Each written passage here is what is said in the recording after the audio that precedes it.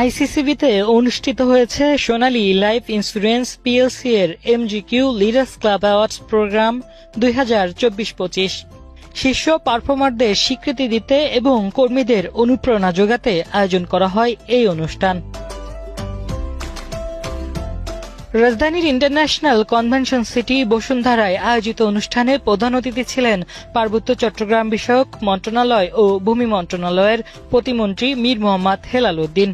সোনালী লাইফের চেয়ারম্যান মইনুল ইসলামের সভাপতিত্বে এবং ভারপ্রাপ্ত সিইও মোহাম্মদ রফিকুল ইসলামের তত্ত্বাবধানে অনুষ্ঠানে উপস্থিত ছিলেন পরিচালনা পর্ষদের সদস্য, ঊর্ধ্বতন কর্মকর্তা এবং দেশের বিভিন্ন অঞ্চল থেকে আসা লিডার্স ক্লাব অর্জনকারীরা।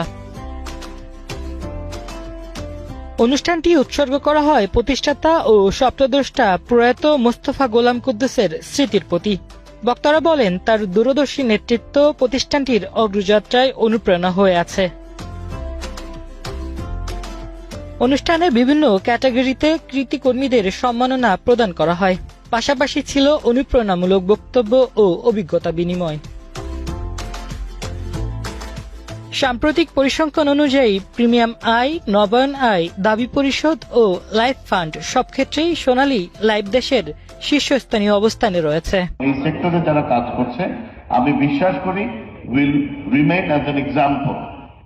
আমি আরেকটা কথা বলতে চাই, the way that they run this company, ওনারা যেভাবে করে সকলকে নিয়ে এই প্রতিষ্ঠানটি চালান, and everyone feels a ownership in this company, এবং সবাই মনে করে তারাই এই কোম্পানির মালিক। আমি মনে করি এই ম্যানেজমেন্টের এবং এই মালিক পক্ষের, যদি আমরা এইভাবে বলতে চাই, এটি একটি বড় ধরনের সফলতা যে এত বড় একটা পরিবারকে তারা ঐক্যবদ্ধ রেখে তারা সামনের দিকে এগিয়ে যাচ্ছে, তাদের অগ্রগতি হচ্ছে।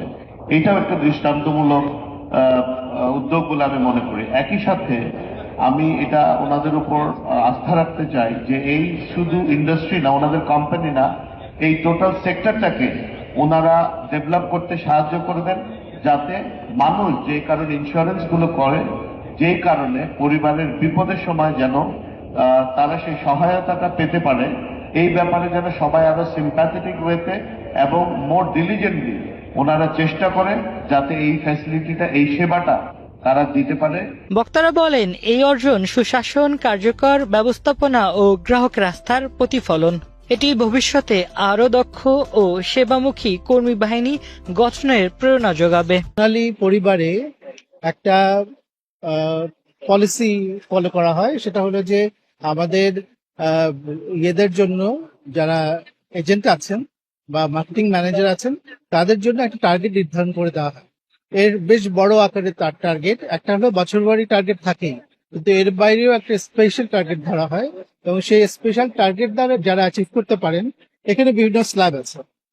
যারা অ্যাচিভ করেন তারাই শুধু এই লিডার্স ক্লাবে সদস্য হিসেবে আসতে পারেন, অর্থাৎ তারা এখানে লিডার্স হিসেবে প্লে করছেন, দে আর লিডার্স, এবং তাদেরকে আমরা তাদের যে অর্জনটা সেটাকে আমরা সেলিব্রেট করছি। এটাই হলো লিডার্স ক্লাবের মূল কথা। এটা আসলে আমাদের বিজনেসটাকে গ্রো করার জন্য একটি পলিসি।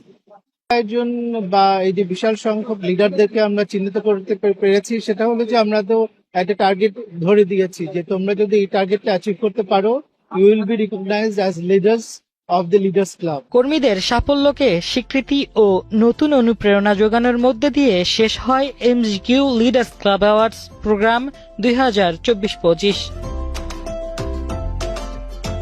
কাজী আল তাজরিমিন, কালের কণ্ঠ।